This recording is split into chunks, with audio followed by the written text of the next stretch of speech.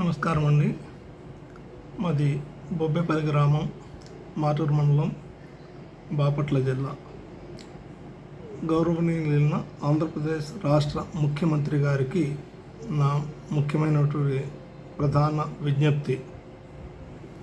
నేను మా బొబ్బేపల్లి గ్రామంలో మా తాతగారైనటువంటి దండా పెదవేరయ్య గారు, ఆయనకు కుమారులు దండా 5గురు, వారి సంతతికి చెందినటువంటి అందులో చిన్నవాడైనటువంటి కుమారుడికి నేను పెద్ద కుమారుడిని, దండా వీరాంజనేయులు నా పేరు. అయితే ముఖ్యంగా నేను నా విజ్ఞప్తి ఏంటంటే, బొబ్బేపల్లి గ్రామంలోని సర్వే నెంబర్ 368 5 ఎకరాల 18 సెంట్ల భూమి దేవాదాయ శాఖ అధికారులు 22A నిషేధిత జాబితా చేర్చడం జరిగింది. దానికి సంబంధించినటువంటి అనేక రకాలుగా ఉమ్మడి ప్రకాశం జిల్లా నుంచి అనేక సందర్భాల్లో తిరగని ఆఫీసు లేదు, తిరగని సీటు లేదు, ప్రతి సీటు దగ్గరకు పోయి ప్రాధాయపడటం జరుగుతూ ఉంది. అయినప్పటికీ కూడా ఎవరు కూడా దాన్ని ఆచరణలోకి తీసుకొచ్చినటువంటి పరిస్థితులు లేవు. అయితే మాటూరు మండలం బొబ్బేపల్లి గ్రామానికి చెందిన నా పట్టా భూమి అయిన సర్వే నంబర్ 368 5 ఎకరాల 18 సెంట్లు మేము ఉమ్మడిగా ఉన్నటువంటి సుమారుగా మా కుటుంబ సభ్యులు 10 మందికి చెందినటువంటి ఆస్తి. దీనికి సంబంధించి మాటూరు సబ్ రిజిస్ట్రార్ కార్యాలయం రికార్డులు ప్రకారం ఎంట్రీ డేటు 11 జూన్ 2016 తేదీన దేవాదాయ భూమిగా పొరపాటున నమోదు చేసిందని 22A (1) కింద నిషేధిత జాబితాలో ఉందని వాడి వద్ద నుంచి ధృవీకరణ పత్రం తీసుకోవడం జరిగింది. ఆ ధృవీకరణ పత్రం ద్వారా అన్ని రకాల ఆఫీసులకు తిరుగుతూ ఉన్నాం. అయితే ఇక్కడ విషయం ఏమిటంటే, జూన్ 2016 నుంచి గత 10 సంవత్సరాలుగా అనేక రకాలుగా అయినటువంటి ఇబ్బందులు పడుతూ ఉన్నాం. ఆ భూమి నిషేధ జాబితాలో ఉన్నప్పుడు భూమికి సంబంధించి ఎవరికి కూడా బ్యాంకు రుణ సౌకర్యం పొందలేక ఆర్థికంగా ఎంతో చితికిపోవడం జరిగింది. ఏదైనా కుటుంబంలో సమస్య వస్తే, ఆర్థిక సమస్యలు వచ్చినప్పుడు ఆర్థిక సమస్యలకు సంబంధించినటువంటి సమస్యని తీర్చుకోవడం కోసం ఆ భూమిని అమ్ముకొని ఆ యొక్క రుణాన్ని తీర్చుకోవటానికి కూడా అవకాశం లేకుండా పోయింది. మరి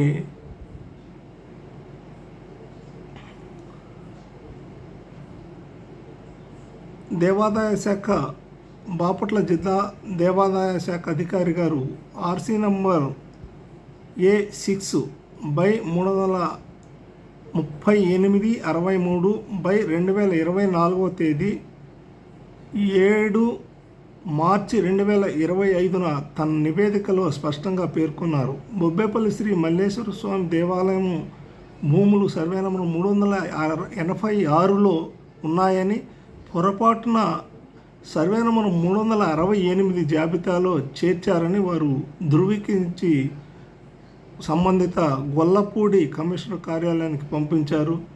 గొల్లపూడి కమిషనర్ కార్యాలయానికి వెళ్ళి కూడా దాదాపు సంవత్సరం కాలం పట్టింది. అయినప్పటికీ వారి దగ్గరికి పోతే వాళ్ళు లేరు, వీళ్ళు లేరు, పోయినప్పుడు కమిషనర్ గారు ఉండరు. ఇట్లా అనేక రకాలుగా ఇబ్బందులు పడుతూ ఉన్నాము. అయినప్పటికీ ఇటీవల జరిగినటువంటి సందర్భంలో వారి దగ్గరకు పోయి కమిషనర్ గారిని ప్రత్యేకంగా కలిసి కోరినప్పుడు వారు పరిశీలిస్తామని చెప్పడం జరిగింది. అది సంవత్సరం కాలం తర్వాత కమిషనర్ గారు కలిస్తే ఆ సమాధానం కూడా దొరికింది. కానీ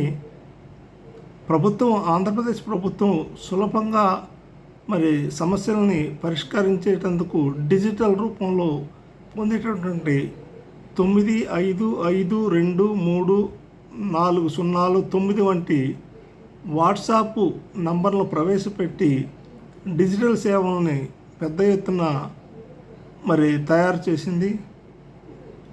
మరి క్షేత్రస్థాయిలో కలెక్టర్ గారికి కూడా అనేక సందర్భాల్లో వాడికి దరఖాస్తు ఇవ్వటం జరిగింది. దానికి సంబంధించినటువంటి నకలు దరఖాస్తు ఉన్నది. మరి ఇన్ని రోజులు ఇట్లా చేస్తూ ఇన్ని తిరుగుతున్నా కానీ మరి వారికి మా యందు కనికరం కలగటం లేదు. రైతుల పట్ల నీచాతి నీచంగా ఆఫీసుల చుట్టూ తిరగలేక నీచాతి నీచంగా మాట్లాడుతూ అనేక సందర్భాలలో వాళ్ళకి ఎదురుగా కూర్చొని చేతులు కట్టుకొని నిలబడి చేరేటటువంటి దీనస్థితికి అధికారులు తయారయ్యారు. మరి దీనికి సమస్య పరిష్కారం అయ్యే పరిస్థితి కనపట్లేదు. వాస్తవానికి భూములు మా సొంత భూములై ఉండి మరి అన్ని లెక్కలు ఉండి చేసినప్పటికీ కూడా వారు మరి అనేక రకాల ఇబ్బందులు పడుతూ ఉన్నారు.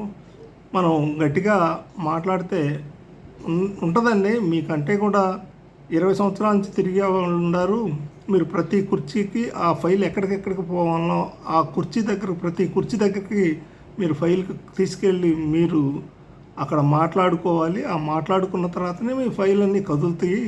అంతేగాని మీరు ఏదో నేను పేపర్ ఇచ్చాను ఇంటికాడ కూర్చున్నాను నా పని అయిపోయిందని అనుకుంటే మాత్రం మీ పని ఎన్నాళ్ళుండా ఇట్లానే ఉంటుంది అనే విధంగా వాళ్ళు మాట్లాడటం చాలా విడ్డూరంగా ఉంది. మరి ప్రభుత్వానికి కూడా చీమ కుట్టినట్టుగా లేదు. మరి గత 10 ఏళ్ళ పాటు గ్రహపాటు అధికారులు చేసినటువంటి పొరపాటు వల్ల 368 నిషేధిత జాబితాలోకి వెళ్ళింది. దేవాదాయ శాఖ నివేదిక అనుకూలంగా ఉండినప్పటికీ ఫైలు కదలాలంటే ప్రతి టేబుల్ దగ్గరికి పోవాలంటే ఆ రోజున అధికారులు ఉండరు. ఇట్లా మనం దాదాపు 100 కిలోమీటర్లు విజయవాడ వెళ్ళాలి. మరి 60 కిలోమీటర్లు బాపట్ల జిల్లా హెడ్ క్వార్టర్కి వెళ్ళాలి. ఈ విధంగా తిప్పటంలో ఉన్నటువంటి శ్రద్ధ సమస్య పరిష్కరించడంలో అధికారులు చొరవ చూపటం లేదు. మరి ఎందుకు వారికి మా మీద ఇంత కఠినమైనటువంటి పరిస్థితులు నెలకొల్లి ఉన్నాయో మరి అదే విధంగా మాకంటే కూడా వందల సంఖ్యలో రైతులు ఎలానే తిరుగుతున్నారు, వాళ్ళ పని కావటం లేదు అనేది ఆ మాట కూడా చాలా విడ్డూరంగా ఉంది. మరి దీనికి సంబంధించినటువంటి అనేక రకాలు నా ఆధార్ కార్డుతో సహా గ్రామ రెవెన్యూ సదస్సుల్లో 13/12/2024 రెవెన్యూ సదస్సుల్లో ఇచ్చినటువంటి దరఖాస్తు రసీదును కూడా ఉన్నది. అలాగే కలెక్టర్ గారికి ఇచ్చినటువంటి రసీదు కూడా ఉన్నవి. ఇట్లా దానికి సంబంధించినటువంటి అన్ని రకాల డాక్యుమెంట్స్ కూడా ఉన్నవి. మరి ఈ ధృవీకరణ పత్రాలు అనేక రకాలుగా ఉండినప్పటికీ కూడా మరి ఫైల్ ఎందుకు కాదటం లేదనేది అర్థం కానటువంటి పరిస్థితి. మాటూరు సబ్ రిజిస్ట్రార్ ఆఫీసు సర్వేనామం 368 తేదీ 4 జూన్ 2016 ప్రాపర్టీ సర్టిఫికెట్టు నందు పొందుపరిచినటువంటి విషయాలు కూడా కానివ్వండి,